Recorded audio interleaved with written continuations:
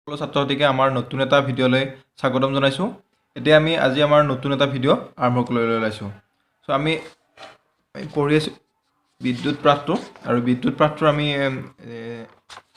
ইমানখিনিলৈ পঢ়িছোঁ। এতিয়া আমাৰ আছে ৰোধক প্ৰণালীৰ ৰোধ। চ' আমি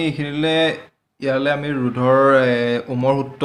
ৰোধ কেনেকৈ বোলে আমি গোটেইখিনি পাইছোঁ, ৰোধ কি হয় সেই বিষয়ে পাই আহিছোঁ আমি। ৰোধে কিহৰ ওপৰত নিৰ্ভৰ কৰে সেই বস্তুখিনিও আমি ইয়াত পাইছোঁ। চ' আমি এই উদাহৰণকেইটা কৰিছোঁ। চ' আমি নেক্সট আহিছোঁ ৰোধক প্ৰণালীৰ ৰোধ। চ' ইয়াতে কৈছে যে আগৰ অনুচ্ছেদত আমি কিছুমান সৰল বৈদ্যুতিক বৰ্তনীৰ বিষয়ে শিকিলোঁ। এডাল পৰিবাহীৰ মাজেৰে যোৱা বৈদ্যুতিক প্ৰবাহ, ইয়াৰ ৰোধ আৰু দুইমূৰৰ বিভৱভেদৰ ওপৰত কেনেদৰে নিৰ্ভৰশীল সেয়াও লক্ষ্য কৰিলোঁ। বিভিন্ন বৈদ্যুতিক সঁজুলি আমি প্ৰায়ে ৰোধকৰ বিভিন্ন সজ্জা ব্যৱহাৰ কৰোঁ। সেইবাবে এতিয়া আমি ৰোধকৰ সজ্জাত কেনেদৰে ওমৰ সূত্ৰ প্ৰয়োগ কৰিব পাৰি তালৈ মন কৰিম। চ' এতিয়া কি হৈছে, ৰোধক এটা বৰ্তনীত দুটা ধৰণে সজ্জিত হৈ থাকিব পাৰে। চ' ৰোধকৰ এটা সজ্জা হৈছে শ্ৰেণীবদ্ধ সজ্জা।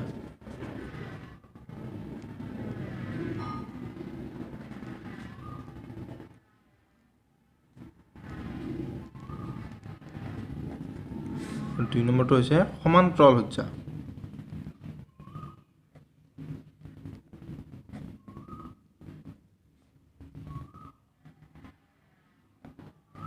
সমান্তৰাল সজ্জা। এতিয়া আমি প্ৰথমতে বুজিব লাগিব যে শ্ৰেণীবদ্ধ সজ্জা কাক বোলে আৰু সমান্তৰাল সজ্জা কাক বোলে। চ' ইয়াত আমাৰ কিতাপত ডায়েগ্ৰাম দিয়া আছে। চ' আমি ডায়েগ্ৰামকেইটা মন কৰিলে আমি গম পাম এইটো হৈছে শ্ৰেণীবদ্ধ সজ্জা আৰু নেক্সটটো হৈছে সমান্তৰাল সজ্জা। আমি শ্ৰেণীবদ্ধ সজ্জা আমি মন কৰিলে পাম যে এই R1 এটা ৰোধ, R2 এটা ৰোধ, R3 এটা ৰোধ। চ' ইয়াত কি হৈছে, R1ৰ এটা প্ৰান্তত কানেকশ্যন আছে, আন এটা প্ৰান্তত আকৌ R2টো লাগি আছে, আকৌ R2টোৰ এটা প্ৰান্তত আকৌ R3টো লাগি আছে। চ' এইটোৰ এটাৰ পিছত আন এটা ক্ৰমান্বয়ে ইহঁত সংযোগ হৈ আছে। চ' এইটোক কয় শ্ৰেণীবদ্ধ সজ্জা। আৰু সমান্তৰাল সজ্জাটো হৈছে ইয়াত প্ৰতিটোৰে যিটো প্ৰান্ত বিন্দু বুলি ক'ব পাৰি, ধৰ এই ৰোধকৰ যিটো ফাৰ্ষ্ট ষ্টাৰ্টিং বিন্দুটো, এই বিন্দুটো এটা বিন্দুত লগ হৈ আছে। এই ৰোধকৰ গৈ ইয়াত এটা বিন্দুত লগ হৈছে, R2টো গৈ ইয়াত এটা বিন্দুত লগ হৈছে, আৰু R3 ৰোধকৰ এইটো ইয়াত যোগ হৈছে। চ' এটাৰ পিছত আন এটা নাই। ইয়াত যদি কাৰেণ্টটো আহে, ইয়াত গোটেইকেইটা ইফালে সিফালে কাৰেণ্টটো একেলগে গতি কৰিব। ত' আমি ইয়াত বহীত আঁকি কিনে আমি বুজি ল'ম। আমি প্ৰথমতে এইটো আমি এনেকৈ ধৰি ল'লোঁ। এইটো হৈছে R1, এইটো হৈছে R2, এইটো হৈছে R3। এইফালে চুইচ আছে, এনেকৈ আছে, কাৰেণ্ট এনেকৈ গৈ আছে, এইটো I প্ৰবাহ। চ' এইটোৰ কাৰণে এইটো শ্ৰেণীবদ্ধ যাৰ কাৰণে। চ' ইয়াত মন কৰিলে আমি গম পাম যে কি হৈছে, কাৰেণ্টটো ইয়াত গৈছে, প্ৰথমতে গৈ এইটো অন্য একো নহয়, এইটোৱে ধৰা এইটো বিন্দুত সংযোগ হৈছে, এইটোত সংযোগ হৈছে, এইটো সংযোগ হৈছে বুলি আমি ধৰিছোঁ। এইখিনি আকৌ তাঁৰত সংযোগ হৈছে। চ' এতিয়া কি হৈছে, যিটো I প্ৰবাহ গৈছে, প্ৰবাহটো এনেকৈ গৈ উঠি প্ৰথমতে R1 এই ৰোধকৰ মাজেৰে যাব লাগিব। R1 ৰোধকৰ মাজেৰে যোৱাৰ পিছতহে R2 ৰোধকত সোমাব। চ' R2 ৰোধকৰ পাছতহে R3ত যাব। কিন্তু সমান্তৰাল সজ্জাত কি হয়, সমান্তৰাল সজ্জাত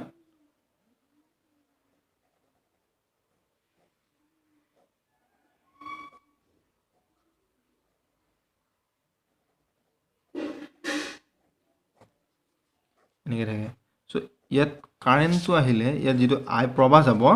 ই কি কৰিব, ই একেলগে কাৰেণ্টটো ইফালেও গুচি যাব, ইফালেও মুভ কৰিব, ইফালেও মুভ কৰিব।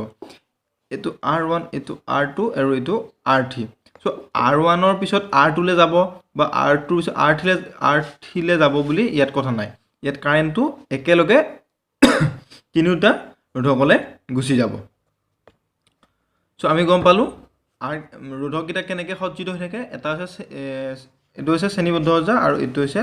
সমান্তৰাল সজ্জা। ইয়াত হয়তো এইখিনি চুইচটো থাকিব আৰু এইটো বেটাৰী, এইটো প্লাছ, এইটো নেগেটিভ। এতিয়া মন কৰিলে মানে এটা বস্তু মন কৰিলে মানে দেখিবা চ' ইয়াৰে এটা পজিটিভৰ লগত কি হৈছে এটা মূৰ লগ হৈ আছে য'ত নেগেটিভৰ লগত আকৌ কি হৈছে আৰু এটা মূৰ হৈছে আকৌ এইটোৰ নেগেটিভৰ লগত এইটো পজিটিভ হ'লে এইটো নেগেটিভ হ'ব এইটো নেগেটিভৰ লগত কি হৈছে এইটোৰ আকৌ পজিটিভ ছাইডটো লগ হৈ আছে এইটো নেগেটিভ আকৌ এইটো পজিটিভ আকৌ এইটো নেগেটিভ আকৌ এইটো পজিটিভ আকৌ এইটো নেগেটিভৰ লগত কানেক্ট হৈছে তো ইয়াত কি হৈছে ইয়াত গোটেইকেইটা পজিটিভ একেলগে লগ হৈ আছে আৰু নেগেটিভ ছাইডকেইটা এটা বিন্দুত লগ হৈ আছে চ' তোমালোকে গম পালা চ' এতিয়া আমি এটা বস্তু মন কৰিব লাগে যে ইয়াৰ ৰুটছটো কেনেকৈ নিৰ্ণয় কৰে ইয়াৰ টোটেল ৰুটছটো কেনেকৈ ওলায় আৰু ইয়াৰ টোটেল ৰুটছটো কেনেকৈ উলিয়ায় চ' আমি এতিয়া ইয়াৰ টোটেল ৰুট যিটো মানে সমতুল্য ৰুট বুলি কোৱা হয় অসমীয়াত আৰু ইয়াৰ সমতুল্য ৰুট আমি কেনে নিৰ্ণয় কৰে সেই বস্তু আমি এতিয়া লক্ষ্য কৰিম আমি এটা ইয়াত ডায়েগ্ৰাম লৈছোঁ শ্ৰেণীবদ্ধ সজ্জাৰ এটা ডায়েগ্ৰাম এটা লৈছোঁ তোমালোকে দেখিছা ইয়াত R3টা সংযোগ কৰা আছে R1 R2 R3 চ' ইয়াত কি কৰিছোঁ আমি ইয়াৰ বিভৱ ভেদটো আমি ইয়াত ভল্টমিটাৰ এইটো ফিৰে বুজাইছোঁ ভল্টমিটাৰ কি জোখে বিভৱ ভেদ জোখে চ' আমি এই দুই মূৰৰ ৰোধকৰ দুই মূৰৰ বিভৱ ভেদ উলিয়াইছোঁ চ' V1 পালোঁ ইয়াত বিভৱ ভেদ V2 পাম আৰু এইটো V3 পাম এই তিনিটা মান বেলেগ বেলেগ V1 V2 V3 ইহঁতৰ মানবিলাক বেলেগ বেলেগ চ' আমি এটা বস্তু জানো যে আমি যদি পৰীক্ষা এটা কৰি চাওঁ তেতিয়াহ'লে ইয়াৰ যিটো টোটেল বিভৱ ভেদ এই বৰ্তনীটোৰ এই বিভৱ ভেদৰ সমান কি হ'ব V1 plus V2 plus V3 চ' এইকেইটাৰ মান যোগ কৰিলে আমি টোটেল বিভৱ ভেদটো তাৰ পাই যাম চ' ইয়াৰ কিতাপত কি কৈছে কিতাপত তোমালোকে এইটো কাৰ্যাৱলী দিছে পিছত তোমালোকে এই বস্তুটো পঢ়ি চালে তোমালোকে কাৰ্যকলাপটো পঢ়ি চালে ভালকৈ বুজি পাবা চ' এইখিনি তোমালোকে পঢ়ি ল'বা চ' ইয়াত কৈছে যোগফলৰ সমান অৰ্থাৎ V1 plus V2 plus V3 চ' বুজি পালা চ' এতিয়া কি হৈছে আমি কৰিব লাগে যে নেক্সট পেজত লিখিছোঁ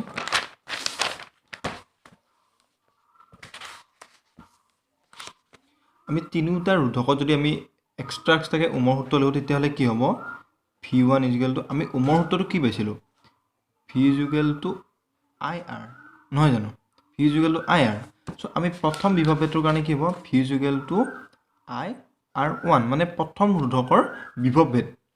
চ' V2 ইজিকেলটো IR2 V3 IR3 চ' আমি গম পালোঁ চ' এতিয়া আমি উমৰ সূত্ৰই কি কৈছিলে V ইজিকেলটো IR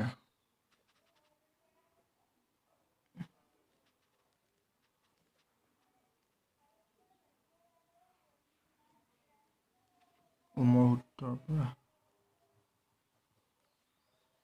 IR V ইজিকেলটো IR চ' আমি গম পাওঁ যে V1 V3 এইখিনি কি পাওঁ V ইজিকেলটো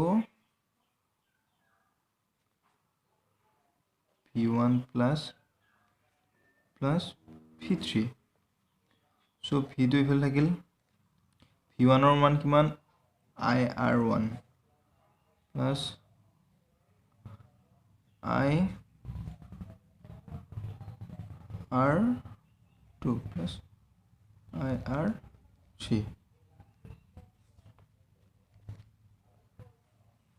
চ' কি হ'ল এইখিনিৰ পিছত V1 প্লাছ R3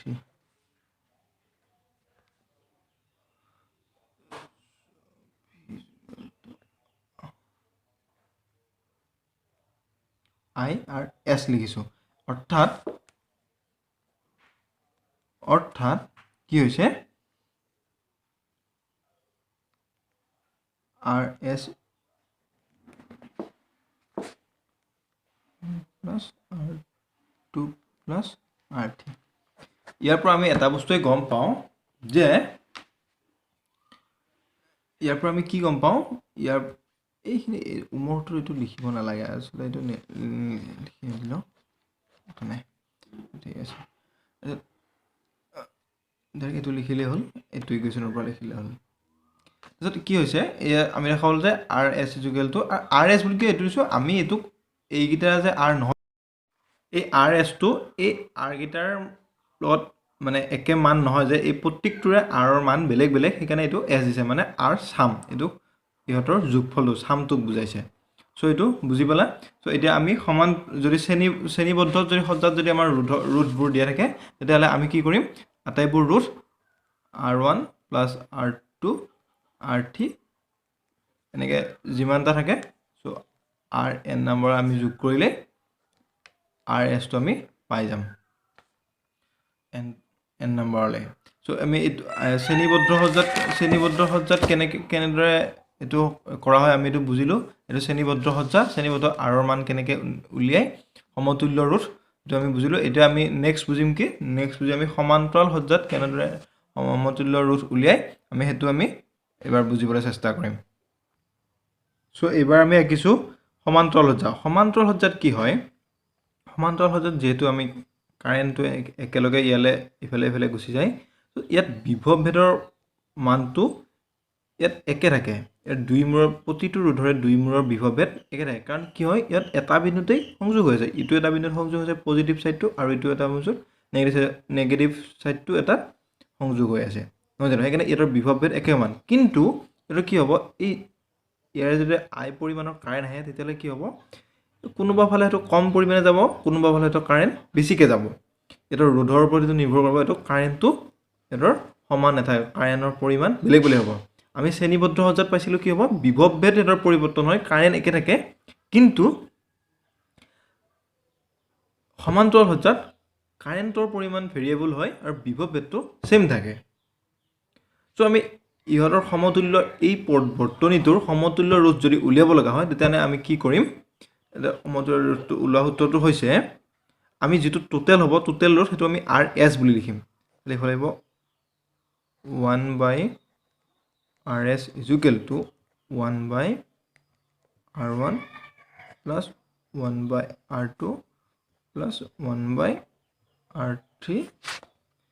এইটো বৰ্তনীৰ কাৰণে এইখিনি কিন্তু যদি আৰু যিমানটা ৰোধ থাকে এনেদৰে তেনেকৈ হ'লে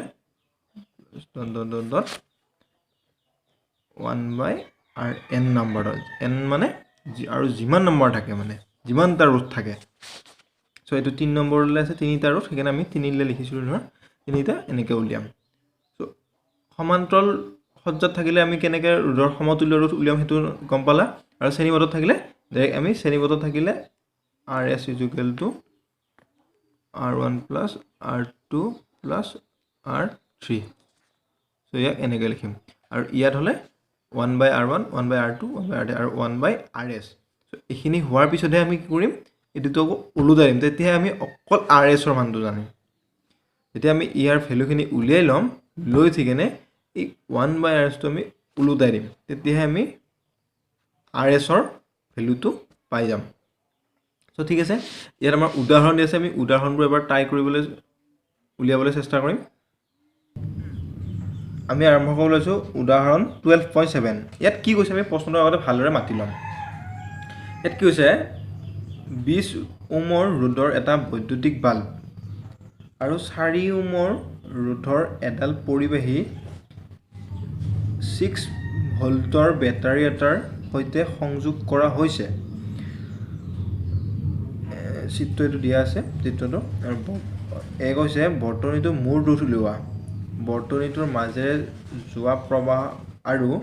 বৈদ্যুতিক বাল্ব আৰু পৰিবাহীৰ দুই মূৰৰ মাজৰ বিভৱ ভেদ উলিওৱা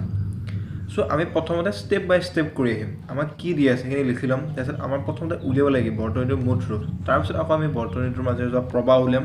তাৰপিছত আমি দুই মূৰৰ বিভৱ ভেদ উলিয়াবলৈ ট্ৰাই কৰিম চ' প্ৰথমতে আমি কি দিয়া আছে আমি লিখি লওঁ আৰু এটা কথা মই এইখিনিতে কৈছোঁ যে এটা কৈছে যে 20 ওহমৰ ৰোধৰ এটা বৈদ্যুতিক বাল্বটোৰো ৰোধ মানে কি হয় ৰোধটো হৈছে এটা কাৰেণ্টটো ইফালে ফ্ল' হৈছে তাক বিপৰীতে দিয়া এটা বাধা চ' বাধাটো হৈছে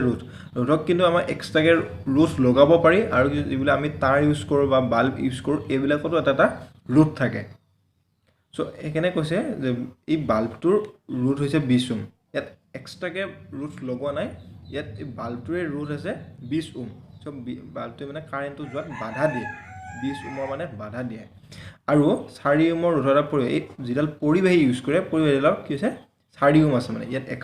এটা নিৰ্দিষ্ট দি থৈছে কিন্তু গতিকে এই পৰিবাহীডালৰে মানে ৰোধ 4 ওম চ' আমি প্ৰথমতে এতিয়া কি কৰোঁ আৰু এটা বস্তু আমি প্ৰথমতে আমি লিখি লওঁ বাৰু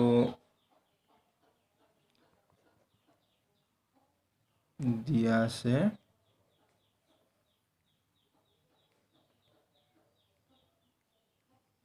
বাল্বটোৰ ৰোধ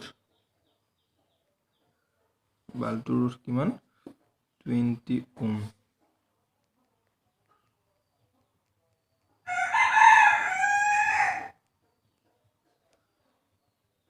পৰিবাহীডালৰ ৰোধ কিমান 4 ওম এতিয়া আমি চাব লাগিব যে এই ৰোধ দুটা শ্ৰেণীবদ্ধ সজ্জাত আছে নে সমান্তৰাল সজ্জাত আছে আমি চিত্ৰটো চালে আমি গম পাম যে চাওক এইটো এটা পজিটিভ এইটো কি বুলি এইটো পজিটিভ মুড ইয়াৰ পজিটিভটো চাইডে পজিটিভ হ'লে হৈছে আকৌ কি হৈছে এইটো পজিটিভ এইটো নেগেটিভ এই নেগেটিভটো কিয় হৈছে আকৌ ইয়াৰ বাল্বটোৰ পজিটিভত লাগি আছে আকৌ বাল্বৰ পজিটিভত আকৌ এইটো বাল্বৰ এইটো নেগেটিভটো ইয়াৰ নেগেটিভত মানে কি এইটো এটা শ্ৰেণীবদ্ধ সজ্জা চ' ইয়াত কি হ'ব এতেকে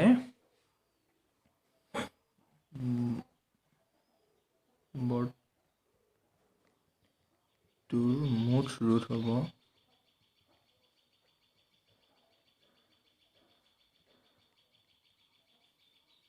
কিমান হ'ব মুঠ ৰোধ হ'ব RS বুলি দিয়া RS ইকুৱেল টু 20 + 4 কিছুমানে এইটো R1 + R2 এনেকৈ দি দিব পৰা এইটো যদি R1 R2 বুলি ধৰি লোৱা চ' তেতিয়াহ'লে কিমান হ'ব 24 ওম চব প্ৰথমতে ইয়াত 24 ওম আছে নাই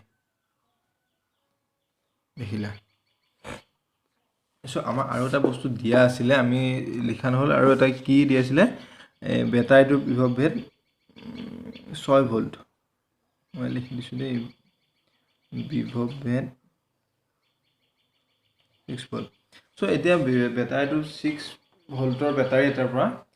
এই ইমানখিনি ৰোধ থাকিলে পৰিবাহীটোৰ ৰোধ কিমান হ'ল 24 ওম বেটাৰীটোৰ বিভৱ আছে কিমান 6 ভোল্ট চ' এতিয়া পৰিবাহীডালৰ মাজেৰে বটনিৰ মাজে কিমান প্ৰবাহ চালিত হ'ব আমি কি ওমৰ সূত্ৰৰ পৰা পাওঁ এইটো এটো গ'ল বি আমি জানো যে লিখিব পাৰোঁ আমি জানো যে ইকুৱেলটো কিমান চ' এইখিনি কৰিলে ভি মান বহালোঁ তাৰপিছত আৰৰ মান বহালোঁ আৰু এইখিনি ডিভাইডেড কৰিলে কিমান হ'ব 0.25 এম্পিয়াৰ চ' এইটো এনচাৰ চ' এই আমি কিতাপত মিলাই চাওঁ ইয়াত এনচাৰ আমি কৰিছে ইয়াত আছে এনচাৰ এইটো 0.25 এম্পিয়াৰ হৈছে তোমালোকে বুজি পাইছা ত' আমি ইয়াৰ পিছত কি আছে আমাক উলিয়াব দিছিল কি চি নম্বৰটো বৈদ্যুতিক বাল্ব আৰু পৰিবাহীডালৰ দুয়োমূৰৰ বিভৱ ভেদ উলিওৱা চ' আমি এইবাৰ এইটো উলিয়াম চ' আমি এইবাৰ চি নম্বৰটো উলিয়াবৰ কাৰণে কি কৰিম আমাক কৈছে যে দুয়োটাৰে বিভৱ ভেদ উলিয়াব দিছে দুয়োমূৰৰ চ' আমি প্ৰথমতে কি কৰিম ওমৰ সূত্ৰটো এবাৰ বাল্বৰ ৰোধত ইউজ কৰি চাম আৰু এবাৰ পৰিবাহীডালৰ ৰোধত ইউজ কৰি চাম তেতিয়া আমি দুয়োটাৰ বিভৱ ভেদ পাই যাম চ' আমি প্ৰথমতে কি লিখিম V1 is equal to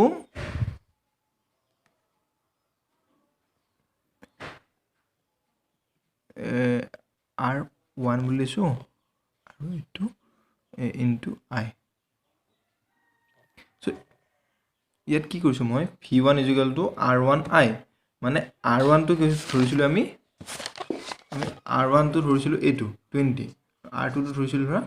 4 মানে চ' আমি কি কৰিম V1 is equal to R20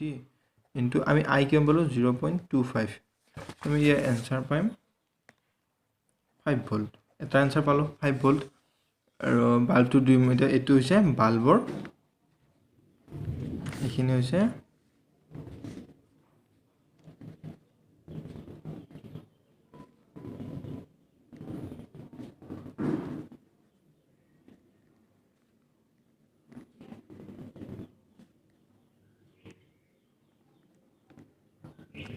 বিভৱ ভেদ চ' এইবাৰ আকৌ আমি উলিয়াম v2 equal to r2 i আইটো ছেম থাকিব r2 v2 হে বেলেগ হ'ব সেইকাৰণে আমি v2 আৰু iটো ছেম ৰাখিছোঁ আৰু কিমান আছিল 4 ইনটু 0.25 চ' 4 ইনটু 0.25 হ'লে 1 হ'ব 1 ভোল্ট এইটো হৈছে এইটো বাল্বৰ এই বস্তুটো এই লাইনটো ইয়াত লিখি দিয়া কথা নাই চ' আৰু এই লাইনটো মই যিটো লিখিছোঁ এইটো হৈছে পৰিবাহীডালৰ দুই মূৰৰ হৈছে পৰিবাহীডালৰ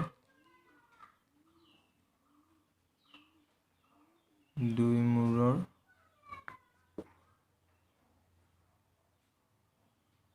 বিভৱ চ' এইটো তোমালোকে বুজি পালা এইবাৰ হৈছে আমি 12.9 এইটো এটা উদাহৰণ চ' ইয়াত কি হৈছে ইয়াত তোমালোকে চাব লাগিব যে ইয়াত আৰু ৰুট উলিয়াব দিছে ইয়াৰ ৰুট কেনেকৈ উলিয়ায় চ' মই তোমালোকে নিজে কৰিবলৈ চেষ্টা কৰিবা এইটো নোৱাৰিলে মোক কমেণ্ট কৰি জনাবা মই নিশ্চয় কৰি দিম ইয়াত কি কৈছে ইয়াত চাবা তোমালোকে বৰ্তনী চাবা এই দুটা যদি ৰুট মই ইয়াত তোমালোকক মই বহীখনত কপিত আঁকি কেনে মই তোমালোক দেখাই আছোঁ চ' ইয়াত কি দি আছে এনেকৈ দি আছে r1 r2